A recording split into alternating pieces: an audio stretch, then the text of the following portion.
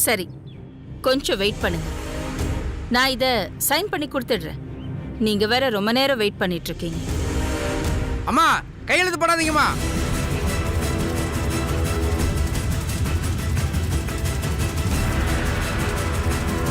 ஆமாமா, நீங்க கையெழுத்து போட்டுறாதீங்க. நாங்க ஸ்ட்ரைக் பண்ணல, நாங்க வாபஸ் வாங்கிக்கிறோமா. வாபஸ் வாங்கிக்கிறோமா.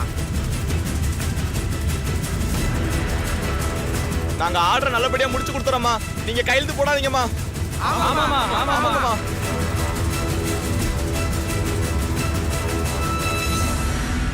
இந்தாங்க உங்க ஆர்டர். எந்த டிலேயும் இல்லாம கான்ட்ராக்ட்ல இருக்கிற டேட்டுக்கு வந்து சேரும். போயிட்டு வாங்க. சரிங்க மேடம்.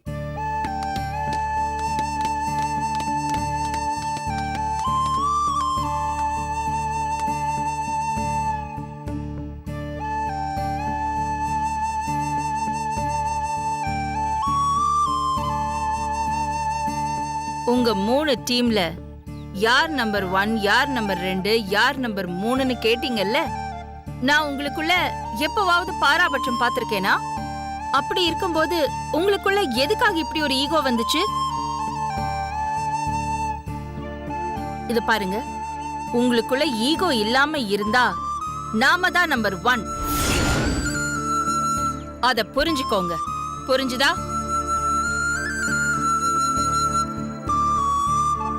போங்க, போய் வேலையை பாருங்க.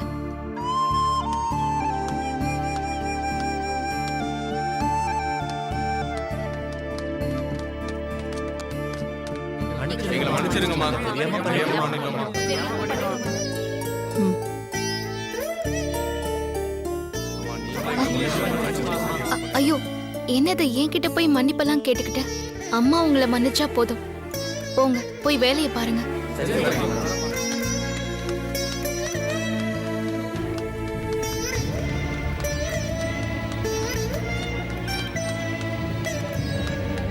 பார்வதி, இந்த ஸ்ட்ரைக் நல்லபடியா முடிவுக்கு வர்றதுக்கு காரணம் நீதான். நீ இந்த உண்ணாவிரதத்துல உட்கார்ந்ததுனாலதான் இந்த பிரச்சனை உருவானதுக்கு காரணமே இவதான்.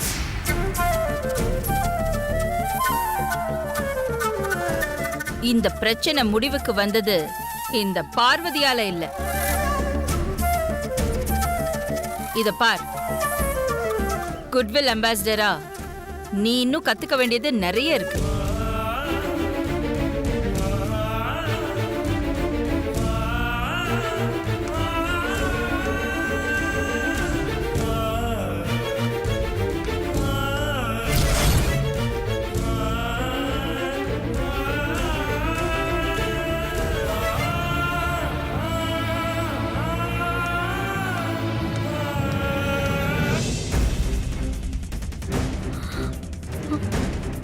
என்ன சொல்றீங்க? எப்படி எப்படி நடந்தது இதெல்லாம்?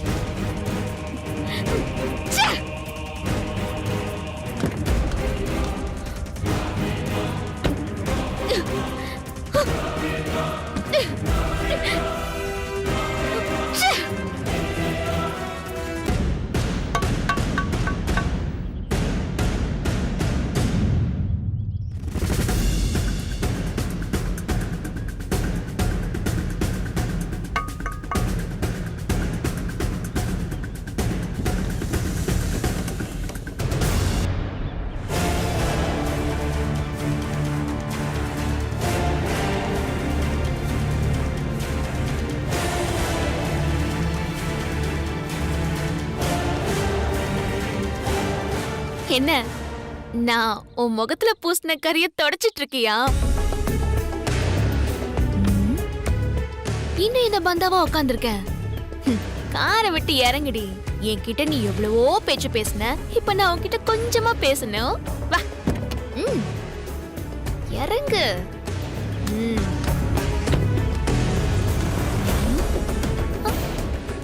ஏண்டி, என்னமோ அப்ப அந்த பேச்சு பேசின, இப்ப பேச்சையே காணுமே.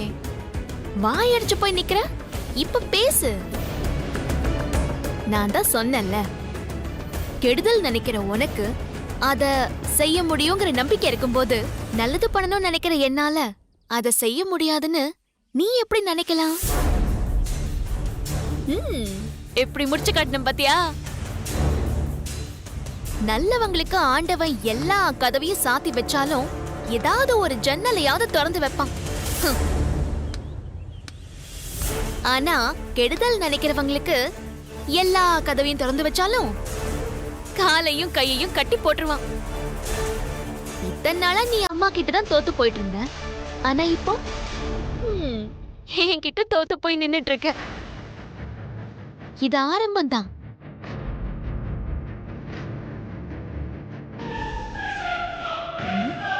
சவால்ல தோத்து போன உனக்கெல்லாம் எதுக்குடி கூலிங் கிளாஸ்? ஜெயிச்ச நான் தான் கெத்த போட்டுக்கணும்.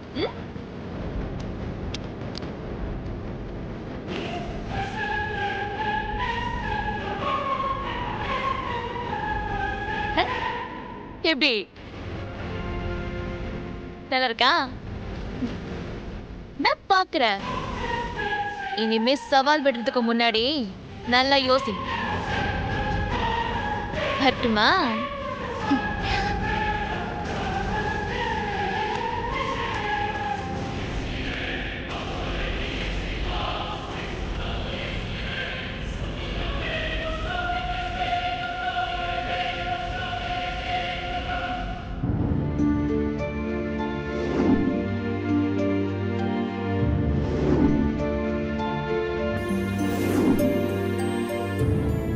இவ்வளோ சீக்கிரம் நீ ஸ்ட்ரைக்கை முடிவு கொண்டு வருவேன்னு நான் கொஞ்சம் கூட எதிர்பார்க்கல பார்வதி. உன்னோட இந்த வெற்றிக்கு என்னோட வாழ்த்துக்கள். குட்வில் அம்பாசிடரா நீ மிகப்பெரிய விஷயத்தை செஞ்சு முடிச்சிருக்க. இதனால நீ அம்மா மனசுல கண்டிப்பா இடம் பிடிச்சிருப்ப. நீங்க நினைக்கிற மாதிரி எதுவும் நடக்கல மாமா. அம்மாவால தான் ஸ்ட்ரைக் முடிவுக்கு வந்துச்சு. குட்வில் அம்பாசிடரா நான் கத்துக்க வேண்டியது நிறைய இருக்குன்னு அம்மாவே என்கிட்ட ஒரு மாதிரி பேசிட்டு போயிட்டாங்க. இங்க பாரு, கண்டிப்பா அம்மா முழு மனசோட அப்படி சொல்லியிருக்க மாட்டாங்க. அம்மா பத்தி எனக்கு நல்லா தெரியும். இவ்வளவு பெரிய விஷயத்த சாதிச்சு காட்டியிருக்கேன்னு நினைச்சு மனசுக்குள்ள உன்னை பாராட்டியிருப்பாங்க. அதை உன்கிட்ட வெளியே காட்டிக்காம மறைச்சிருக்காங்க. அதெல்லாம் நினைச்சு நீ கவலைப்படாத. சரிங்க மாமா, உங்க வேலையில முடிஞ்சுதா? நீங்க எப்போ ஊருக்கு வரீங்க? ஒரு குரூப் இங்க ஸ்ட்ரைக் வாபஸ் வாங்கிட்டாங்க. இன்னொரு குரூப் போராட்டம் பண்ணிட்டு இருக்காங்க. நாளைக்கு அவங்களோட பேச்சுவார்த்தை நடத்தணும். அதுக்கப்புறம் தான் தெரியும். சரிங்க மாமா, நீங்க போன விஷயத்த நல்லபடியா முடிச்சிட்டு வாங்க. ஒரு அவசரமும் இல்ல. ஓகே பார்வதி, நீ அம்மா சொன்னதை நினைச்சு ஃபீல் பண்ணிட்டு இருக்காத. வேலையில கவனமா இரு, சரியா? சரிங்க மாமா. Good night. Good night.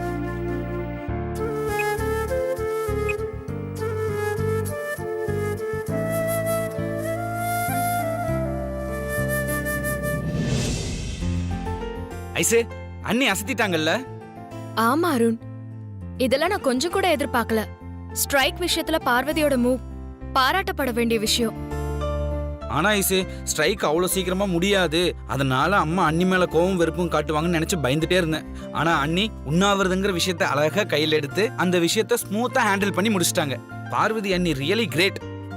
Parvati சமையல்ல மட்டும்தான் திறமைசாலி, கெட்டிக்காரின்னு நினைச்சேன். ஆனா எந்த ஒரு பொறுப்பு கொடுத்தாலும் அதை தன்னால சிறப்பா செய்ய முடியும்னு ப்ரூவ் பண்ணிட்டா. ஆதி பார்வதி மேல நம்பிக்கை வச்சு குட்வில் அம்பாசிடர் எலெக்ஷன்ல நிக்க வைக்கும் போது அவளால எந்த அளவுக்கு கம்பெனி பிரச்சனைகளை சமாளிக்க முடியும்னு யோசிச்சேன்.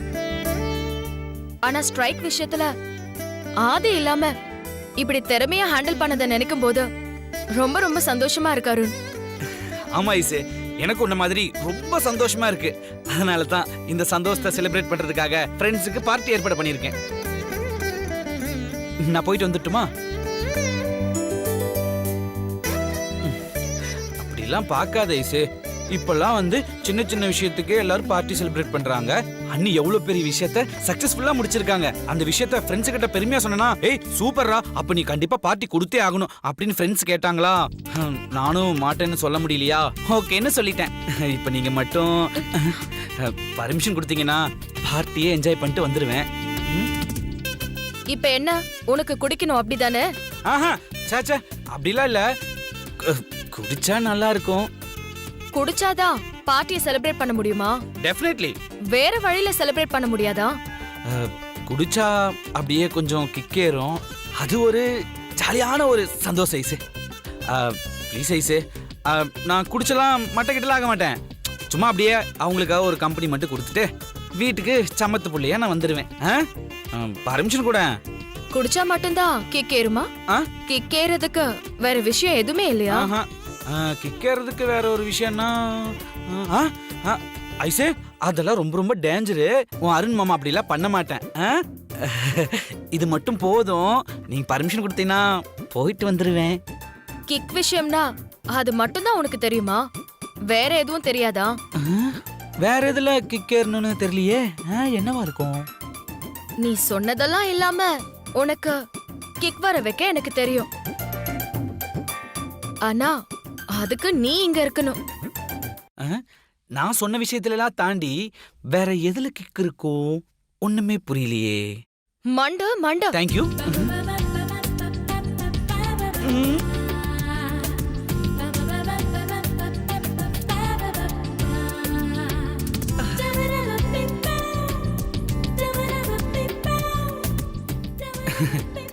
ஐசே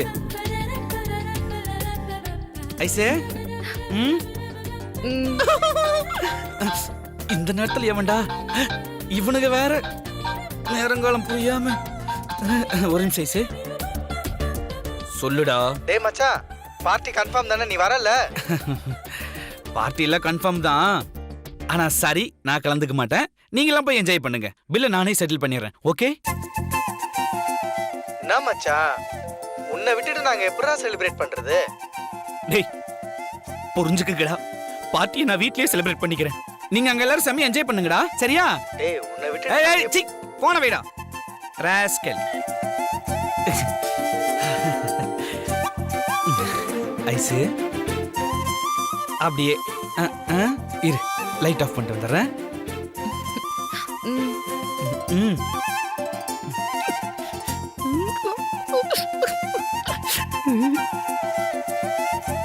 இதெல்லாம் வாடா கிக்கு.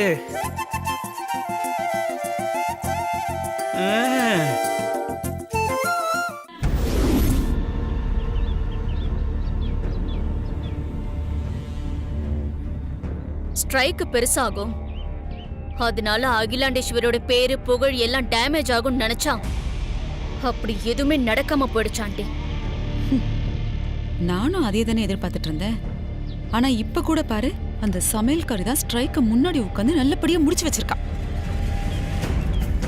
எனக்கு என்னமோ அவ விஷயத்துல ஆதி ரொம்ப புத்திசாலித்தனமா காய் நகர்த்திட்டு இருக்கான்னு தோணுது. என்னாண்டி சொல்றீங்க? ஆமா நந்தினி, நடக்கிறதெல்லாம் வச்சு பார்க்கும்போது 2 பேருக்கும் நடுவுல வெறும் காதல் மட்டும் இருக்கிற மாதிரி தெரியல.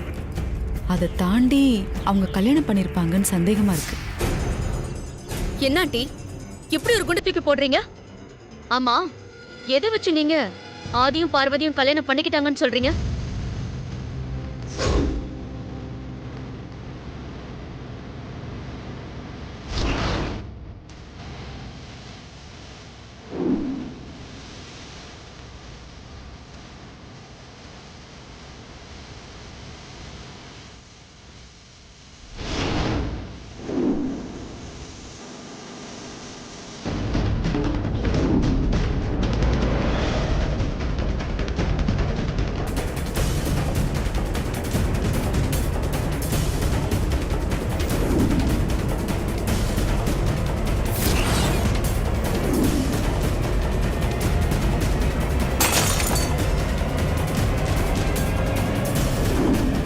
எனக்கு இன்னைக்கு உண்மை தெரிஞ்சாகணும். அவ என்ன நீ தாலி கட்டின பொண்டாட்டியா?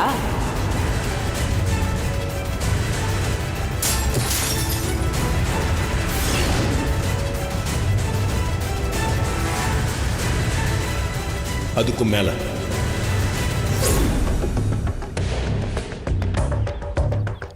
ஆதி அவன் பிறந்தநாள் அன்னைக்கு அவங்க அம்மா கிட்ட இந்த காதல் விஷயத்த சொல்லியோ இல்ல அவன் காதல் கல்யாணம் பண்ணிக்கிட்டேங்கிறத பத்தி சொல்லியோ சம்மதம் கேட்க போறான்னு தோணுது. அப்படி அவன் சமையல்காரிக்கும் அவனுக்கும் இருக்கிற காதலை அகிலா கிட்ட சொல்லி அகிலா அந்த காதலை ஏத்துக்கணும்னா அவளுக்கு அந்த சமையல்காரி மேல நல்ல அபிப்பிராயம் வரணும். அதுக்குதான் அந்த சமையல்காரிய பத்தி அகிலா மனசுல ஒரு நல்ல அபிப்பிராயத்தை உருவாக்கணும்னு ரொம்ப புத்திசாலித்தனமா காய் நகர்த்தி அவளை குட்வில் அம்பாஸ்டரா மாத்திருக்கான். வீட்டுக்குள்ள இருந்த சமையல்காரிய வெளியே கொண்டு வந்து ஒர்க்கர்ஸ் மத்தியில நல்ல பேர் வாங்க வச்சிருக்கான். இப்படியே அவளை அடுத்த கட்டத்துக்கு நகர்த்திக்கிட்டு இருக்கான். நீ வேணா பாரு, அவளை கொஞ்சம் கொஞ்சமா பெரிய ஆளாக்கி அகிலா முன்னாடி அவளை கொண்டு வந்து நிறுத்தி நான் கட்டிக்க போறேன்னு சொல்ல போறான். அகிலாவே ஒன்னும் சொல்ல முடியாம அந்த காதலை ஏத்துக்க போறான். நோ, அப்ப எதுவும் நடக்க கூடாது ஆண்டி, நடக்கவே கூடாது. நானும் உன்ன மாதிரி தான் நந்தினி. இந்த மாதிரி எல்லாம் எதுவும் நடந்துடக்கூடாதுன்னு ரொம்ப ஆசைப்படுறேன். ஆனா என்ன பண்ண முடியும்? ஆதி இதெல்லாம் பிளான் பண்ணி தான் ரொம்ப புத்திசாலித்தனமா எல்லாம் செஞ்சிட்டு இருக்கான். அதெல்லாம் தடுக்கிற முயற்சியில நாம இன்னும் வீக்கா தானே இருக்கோம். ஆதியோட பிறந்த நாள் அன்னைக்கு ஆதி அகிலா கிட்ட தன்னுடைய காதல சொன்னாதானே அந்த அகிலா நிதானமா கேப்பா. அவங்க காதலுக்கு சம்மதம் சொல்ல வாய்ப்பு இருக்கு. அதுதானே ஆதியோட பிளானே. அப்ப ஆதியோட பிளானுக்கு நாம வேட்டு வெப்போம். என்ன சொல்ற நந்தினி? ஆதியோட பிறந்த நாளைக்கு முன்னாடி ஆதி பார்வதியோட காதல அகிலாவுக்கு தெரிய வைப்போம். அப்போ அகிலாண்டேஸ்வரி நிதானமா இல்லாம ருத்ரதாண்ட ஆடுவாள்ல. ருத்ரதாண்டவமா? அவ பத்திரகாளியால மாறிடுவா. அப்ப ஆதியோட பிறந்த நாளைக்கு முன்னாடி ஆதி பார்வதி காதல எப்படியாவது அகிலாவுக்கு தெரியப்படுத்துங்க ஆண்டி. அப்படி ஒரு வாய்ப்புக்காக தான் நான் காத்துக்கிட்டு இருக்கேன் நந்தினி. அந்த வாய்ப்பு மட்டும் கிடைச்சது அன்னைக்கு இருக்க அவங்களுக்கு வேட்டு. என் வேலையை எவ்வளவு கச்சிதமா செஞ்சு முடிக்கிறேன் பார்.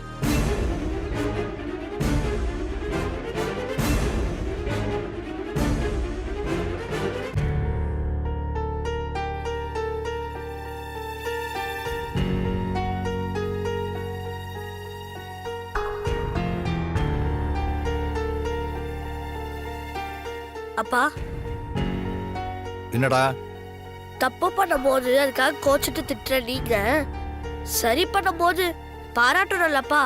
அதானப்பா நியாயம். என்னடா பெரிய மனுஷன் மாதிரி சுத்தி வளைச்சு பேசுற? என்ன விஷயம்? எதுவா இருந்தாலும் நேரடியா சொல்லு. சரிப்பா, நான் நேரடியாவே சொல்றேன்ப்பா. ஸ்ட்ரைக் ஆரம்பிச்சப்போ அக்காவால தான் ஸ்ட்ரைக் வந்துச்சு, அக்கா தான் எல்லாத்துக்குமே காரணம் கோவப்பட்டு பேசுறீங்களப்பா. இப்ப அக்காவால தானப்பா ஸ்ட்ரைக் முடிவுக்கு வந்திருக்கு. அதுக்கு நீங்க அக்காவை பாராட்டி இருக்கணும்லப்பா. ஏப்பா பாராட்டல? டே கணேசா, கொஞ்சம் பேசாம இருக்க மாட்டே? இல்லக்கா, அன்னைக்கு ஸ்ட்ரைக்குக்கு காரணம் நீதான்னு எப்படியெல்லாம் பேசுனாரு. இப்ப உன்னால ஸ்ட்ரைக் முடிவுக்கு வந்திருக்கு, ஒரு வார்த்தை கூட பாராட்டி பேச மாட்டேங்கிறாரு. குத்த மட்டும் சொல்ல தெரியுதுல்ல, பாராட்டு தெரியாதா? டேய், ஸ்ட்ரைக் வந்ததுக்கு காரணம் முழுக்க முழுக்க உங்க அக்கா தான். அதனால தான் அப்போ நான் திட்டினேன். ஆனா ஸ்ட்ரைக் முடிவுக்கு வந்ததுக்கு காரணம் உங்க அக்கா மட்டும் இல்ல, அம்மாவும் ஒரு காரணம். அத முதல்ல புரிஞ்சுக்கோ. முதல்ல உண்ணாவிரதத்துல உக்காந்தது யாரு? நம்ம அக்கா தானே. அதுக்கப்புறம் தானே அம்மா வந்தாங்க. கணேசா, நீ கொஞ்ச நேரம் பேசாம இருக்க போறியா இல்லையா? அடே என்னக்கா, நீயும் பேச மாட்டேங்கிற, என்னையும் பேச விட மாட்டேங்கிற. இத பாருடா, நானே தலைக்கு வந்த ஆபத்து தலைப்பகையோட போயிடுச்சேன்னு நிம்மதியா இருக்கேன். இந்த ஸ்ட்ரைக் பெருசா ஆயிருந்தா என்ன ஆயிருக்கும் தெரியுமா? இங்க பாரு பார்வதி, இவன் சின்ன பையன் புரியாம பேசிக்கிட்டு இருக்கான். இந்த பிரச்சனை இதோட போயிடுச்சு. இது உனக்கு கடவுளா பார்த்து கொடுத்த எச்சரிக்கைன்னு மனசுல நினைச்சுக்கிட்டு இனிமேலாவது இந்த பொறுப்புல நீ உன் இஷ்டத்துக்கு எதுவும் செய்யாம அம்மா சொல்றத கேட்டு நடந்துக்கோ. அதுதான் உனக்கு நல்லது. அப்படி நடந்துகிட்டா தப்போ சரியோ எதுவா இருந்தாலும் அம்மா பொறுப்பேத்துக்குவாங்க. பழி உன் மேல வராது. அதை விட்டுட்டு தொழிலாளர்களுக்கு ஆதரவா இருக்கேன்னு சொல்லி நீ ஏதாவது ஒன்னத்தை செஞ்சு அதனால ஏதாவது ஒரு வில்லங்க ஏற்பட்டுச்சுன்னா சிக்கலாயிடும் பார்வதி. எல்லா நேரமும் இதே மாதிரி சுமூகமா முடிஞ்சிடும்னு சொல்ல முடியாது. கவனத்துல வச்சுக்கோ. அப்பா, நீங்களே ஒரு தொழிலாளியா இருந்துகிட்டு தொழிலாளர்களுக்கு சப்போர்ட்டா நிக்காதுன்னு சொல்லலாமா? அப்படி இருந்தா அது எனக்கு ஓட் பண்ணவங்களுக்கு நான் துரோகம் செஞ்ச மாதிரி ஆயிடாது? பட்டதுக்கு அப்புறமாவது உனக்கு புத்தி வந்துடும்னு நினைச்சேன். இதுக்கு அப்புறமும் உனக்கு புத்தி வரலைனா நான் சொல்றதுக்கு எதுவுமே இல்லை. ஏற்கனவே உன் கல்யாண விஷயம் எப்ப அம்மாவுக்கு தெரியுமோ அதனால என்னென்ன பிரச்சனைகள்லாம் வருமோன்னு நான் பயந்துகிட்டு இருக்கேன். இப்ப இந்த பதவியால இன்னும் என்னென்ன பிரச்சனைகளை விலை கொடுத்து வாங்க போறியோ, அதனால அம்மாவோட வெறுப்புக்கு ஆளாக போறியோ. என்ன பண்றது, எல்லாம் அந்த கடவுளுக்கு தான் வெளிச்சம்.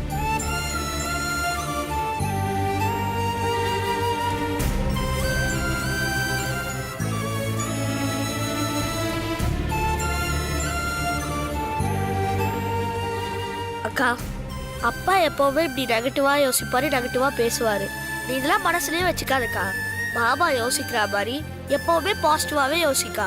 உன் மனசுல பட்டது நீ செய்க்கா.